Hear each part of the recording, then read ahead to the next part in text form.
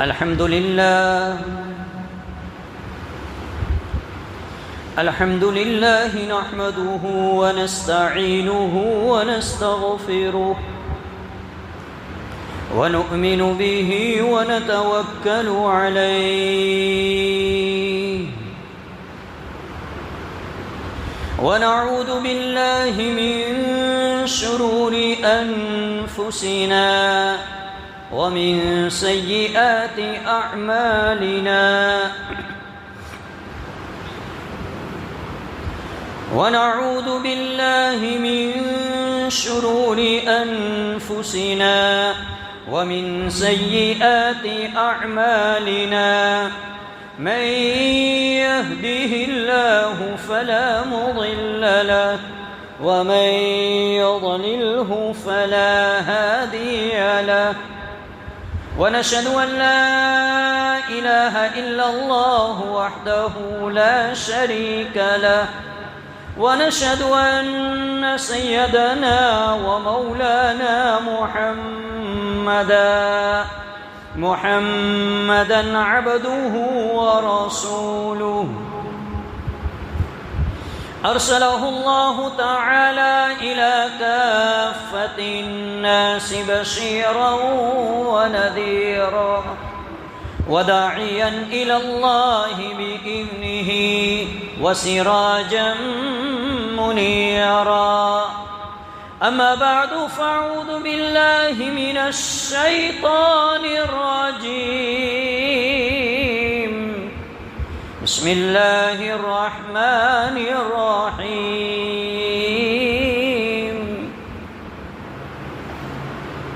قل إن كنتم تحبون الله فاتبعوني يحببكم الله ويغفر لكم ذنوبكم والله غفور رحيم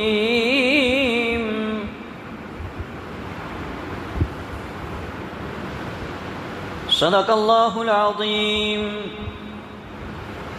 اللهم صل على محمد في أول كلامنا اللهم صل على محمد في أوسط كلامنا اللهم صل على محمد في آخر كلامنا بلغ العلا بكماله كشف الدجى بجماله حسنت جميع خصاله صلوا عليه وآله ایک مرتبہ درود شریف پڑھ لیں اللهم صل على سيدنا مولانا محمد وبارك وسلم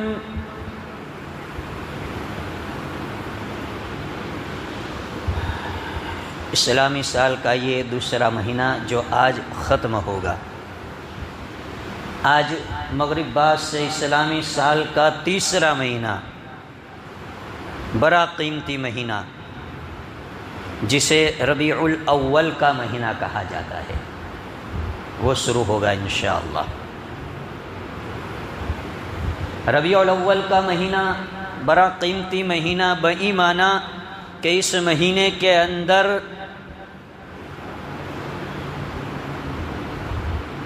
اللہ کے لاڈلے اور چہیتے سارے نبیوں کے سردار اور امام جناب محمد الرسول اللہ صلی اللہ علیہ وسلم پیدا ہوئے، اسی مہینے کے اندر دنیا کے اندر تشریف لائے اور اسی مہینے کے اندر اس دنیا سے پردہ فرما گئے۔ اس اعتبار سے بہت ہی قیمتی مہینہ، انشاءاللہ آپ صلی اللہ علیہ وسلم کی پیدائش، آپ صلی اللہ علیہ وسلم کا اس دنیا سے پردہ فرمانا، اس دنیا سے جانا، انشاءاللہ اس کے متعلق زندگی باقی رہی تو انشاءاللہ آئندہ جمعہ کو سنیں گے۔ اس وقت حضرت عیسیٰ علیہ السلام جو سب سے آخری نبی، جنہیں اللہ تبارک و تعالیٰ نے زندہ آسمانوں پر اٹھا لیا ہے، مرے نہیں ہے وہ، زندہ آسمانوں پر۔ ہمارا عقیدہ ہے، ہمارا ایمان ہے، اور ہر ایمان، ہر مومن کو ایمان رکھنا ہی چاہیے اور ہونا ہی چاہیے کہ عیسیٰ علیہ السلام کو اللہ تبارک و تعالیٰ نے زندہ آسمانوں پر اٹھا لیا ہے۔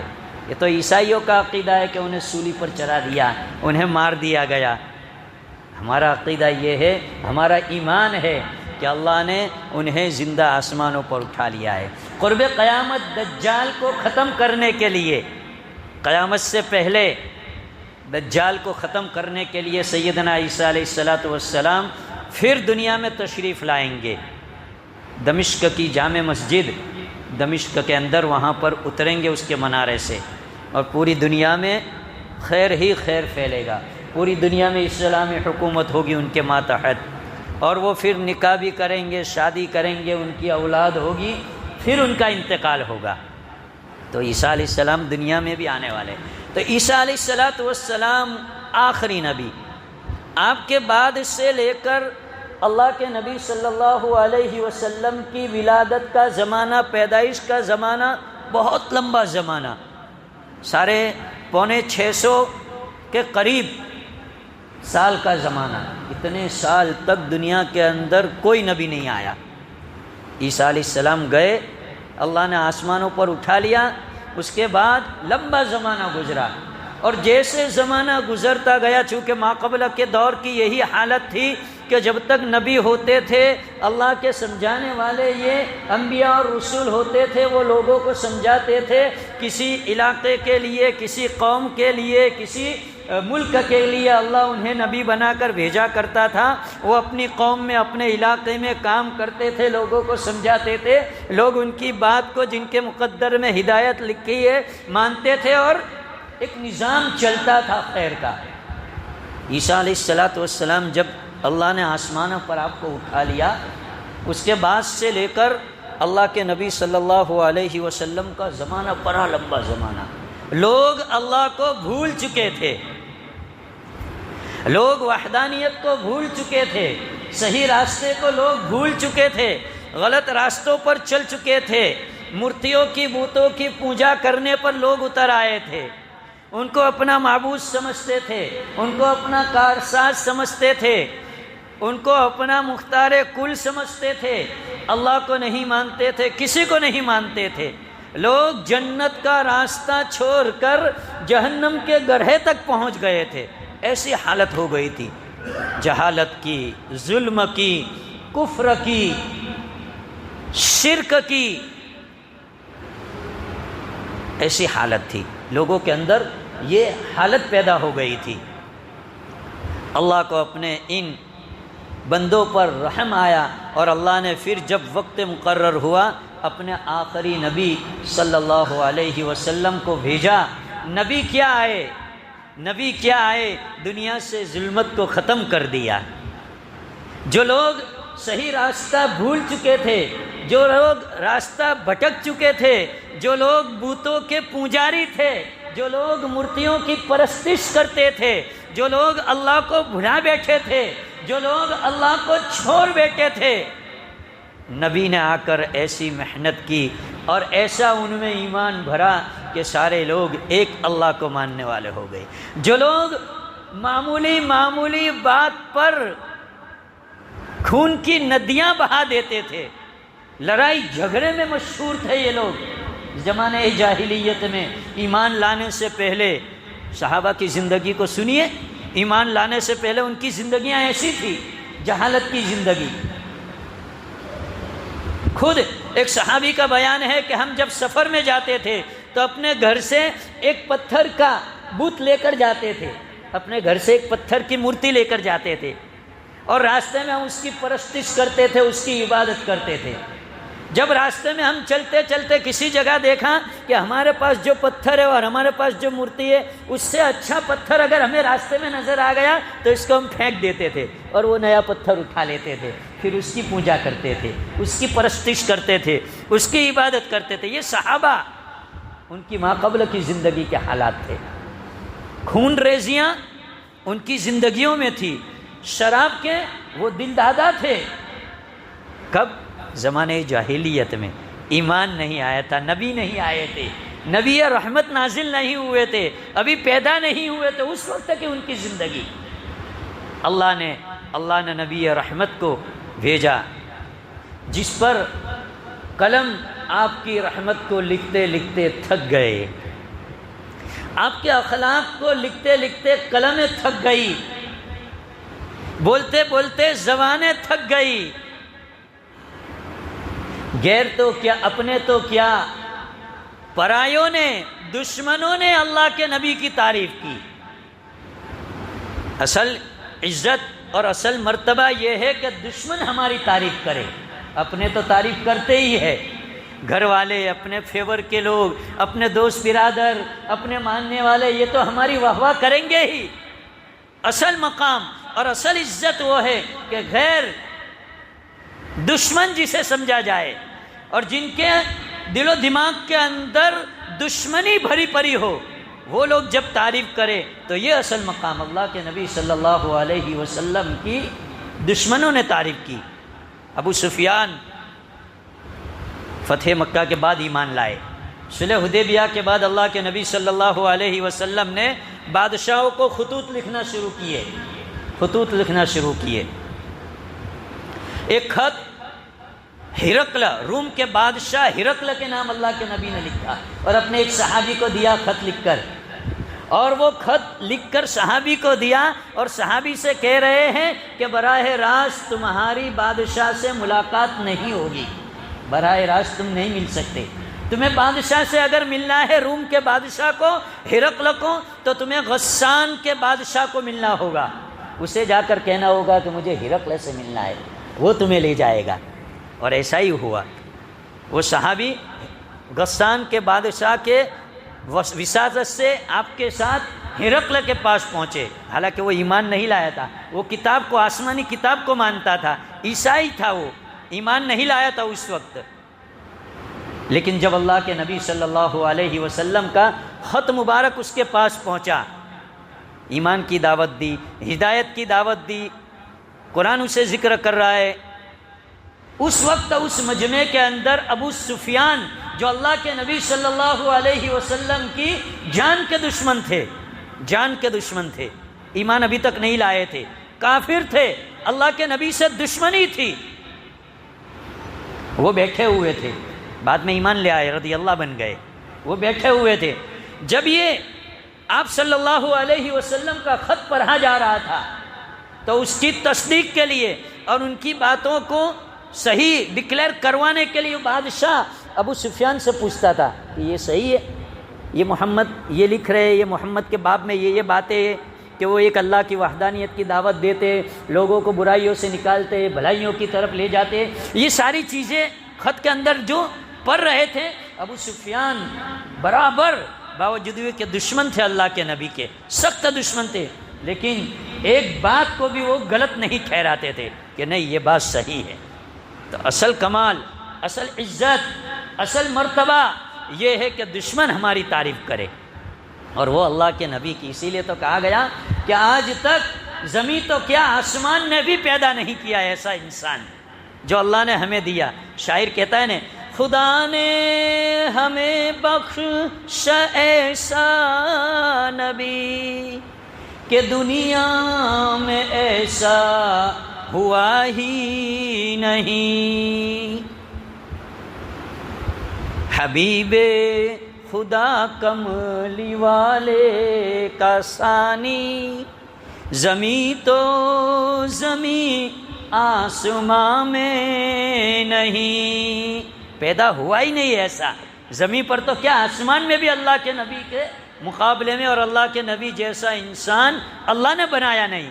اسی لیے تو حسان ابن ثابت رضی اللہ تعالیٰ عنہ اپنے شعر میں کہہ رہے، وَأَحْسَنُ مِنْكَ لَمْ تَرَ قَطُّ عَيْنِي، وَأَحْسَنُ مِنْكَ لَمْ تَرَ قَطُّ عَيْنِي، میری آنکھوں نے ایسا خوبصورت انسان آج تک نہیں دیکھا، بلکہ قیامت تک نہیں دیکھے گا.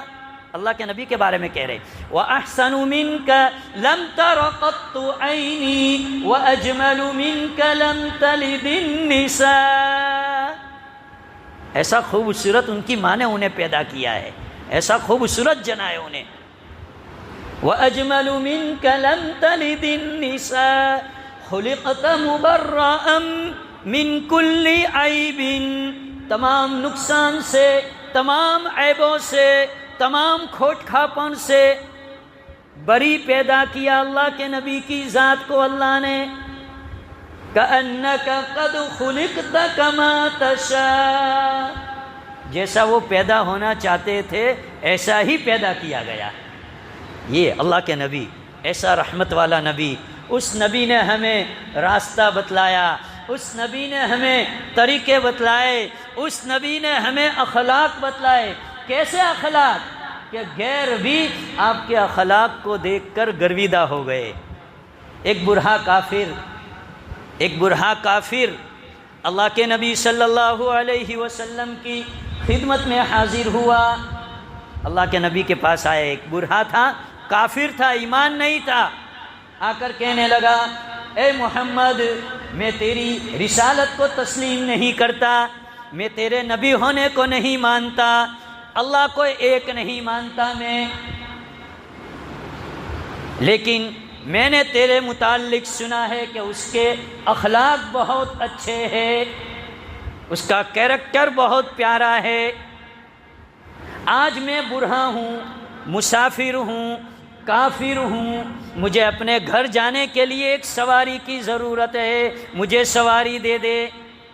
اللہ کے نبی کی خدمت میں آ کر ایک برہا کافر یہ سوال کر رہا ہے کہ تجھے نہیں مانتا محمد میں، رسالت کو بھی تیری نہیں مانتا کہ تو نبی ہے، اللہ کو بھی ایک نہیں مانتا، اور کہہ کیا رہا ہے تیرے اخلاق کے متعلق میں نے سنا ہے کہ تیرے اخلاق بہت اچھے ہیں، بہت اچھے ہیں، آج میں دیکھنا چاہتا ہوں، مجھے اپنے گھر جانے کے لیے سواری کی ضرورت ہے، تو ایک سواری مجھے دے دے۔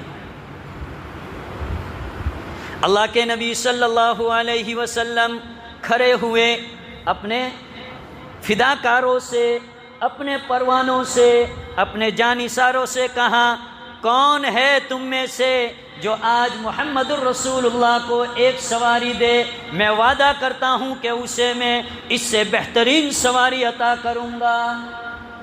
اعلان کیا اللہ کے نبی نے۔ ایک صحابی کھڑے ہوئے، فرمایا یا رسول اللہ صلی اللہ علیہ وسلم میری سواری قبول کیجئے۔ اللہ کے نبی صلی اللہ علیہ وسلم نے سواری کو لیا، اس بوڑھے کافر مسافر کو کہا لے یہ سواری، تجھے اپنے گھر جانا ہے، اپنے گاؤں جانا ہے، سواری کا انتظام ہو گیا، اگرچہ تو مجھے نہیں مانتا، اللہ کو نہیں مانتا، میری رسالت کو تسلیم نہیں کرتا، لیکن تو کہہ رہا ہے کہ تیرے اخلاق بہت اچھے ہیں، لے یہ سواری، جا تو اپنے گھر چلا جا۔ پھر وہ بوڑھا کافر مسافر کہہ رہا ہے میری ایک دوسری فرمائش ہے، دوسری ریکویسٹ ہے کہ میرے جسم پر ایک چادر ہے جو بہت میلی ہو چکی ہے، پھٹنے کے قریب ہے، پھٹی پرانی ہے، اگر مجھے ایک چادر مل جائے تو تیرا احسان ہوگا، تیرے اخلاق اونچے ہیں، اس بارے میں بہت سنا ہے۔ اللہ کے نبی صلی اللہ علیہ وسلم پھر کھڑے ہوئے اور اعلان کیا کہ کون ہے جو مجھے ایک چادر عطا فرمائے، میں اپنی طرف سے نہیں بلکہ کل قیامت کے دن اللہ کے سامنے جب سارے انسان کھڑے ہوں گے، زمین تانبے کی بنا دی جائے گی، سورج سوا نیزے پر ہوگا، لوگ پسینے میں شرابور ہوں گے، کوئی کسی کا نہیں ہوگا، بیٹا باپ سے بھاگے گا، ماں بیٹی سے بھاگے گی، اولاد اپنے ماں باپ سے بھاگے گی، بھائی بہن ایک دوسرے سے بھاگے گا۔ فَإِذَا جَاءَتِ الصَّاخَّةُ يَوْمَ يَفِرُّ الْمَرْءُ مِنْ أَخِيهِ وَأُمِّهِ وَأَبِيهِ وَصَاحِبَتِهِ وَبَنِيهِ، اس دن میں اسے اپنی رحمت کی چادر میں ڈھانک لوں گا۔ اللہ کے نبی نے کہا شیر خدا علی مرتضیٰ کھڑے ہوتے ہیں، یا رسول اللہ میری چادر کو قبول کیجئے۔ اللہ کے نبی نے وہ چادر لی اور اس بوڑھے مسافر کے بدن پہ ڈالی کہ لے چادر بھی تجھے مل گئی، سواری مل گئی، چادر بھی مل گئی۔ پھر تیسرا سوال کرتا ہے وہ کافر برہا مسافر کہ میں نے بھوکا ہوں، کچھ کھایا نہیں ہے، مجھے کھانا چاہیے۔ اللہ کے نبی صلی اللہ علیہ وسلم پھر کھڑے ہوتے ہیں اور اپنے جانثاروں سے اعلان کرتے ہیں کہ کون ہے جو مجھے کھانا دے، میں کل قیامت کے دن اسے کھانا کھلاؤں گا۔ جب یہ سوال اللہ کے نبی نے کیا صحابہ سے، لکھا ہے حدیث کی کتاب کے اندر صحیح حدیث کہ بھائی 300 صحابہ بیٹھے ہوئے تھے۔ کتنے؟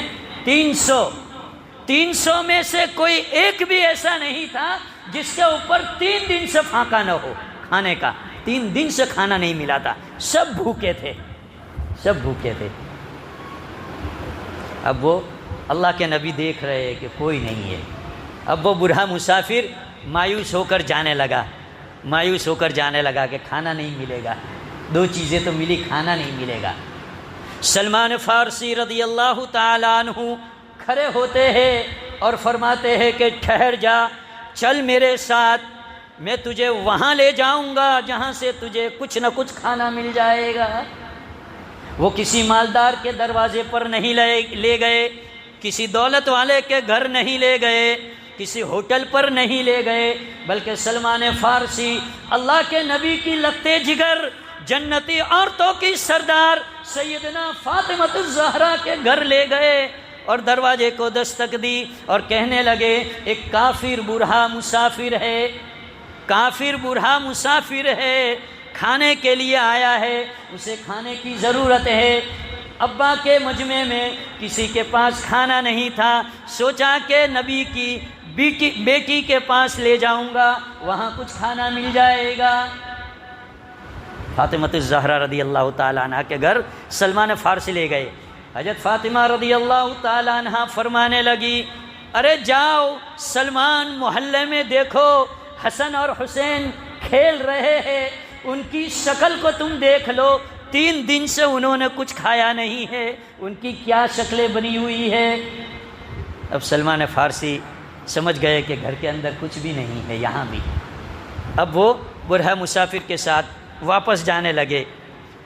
حضرت فاطمہ الزہرا رضی اللہ تعالیٰ عنہ نے فرمایا رکو سلمان، اپنی چادر اتار کر سلمان کے پاس بھجوائی رضی اللہ تعالیٰ عنہ اور فرمایا کہ بازار میں جاؤ، شمعون نامی یہودی کی دکان پر جاؤ، میری یہ چادر وہاں گروے رکھ دینا اور اسے کہنا کہ اللہ کے نبی کی بیٹی کی یہ چادر ہے، اسے گروے رکھ لے اور اس پر کچھ اناج دے دے تاکہ یہ بوڑھا کافر جو مسافر ہے اس کا پیٹ بھر جائے، ورنہ لوگ میرے ابا کو تانا دیں گے، نبی کو تانا دیں گے کہ نبی کے پاس سے ایک بوڑھا مسافر کافر کھائے بغیر چلا گیا تھا، لے جاؤ میری چادر۔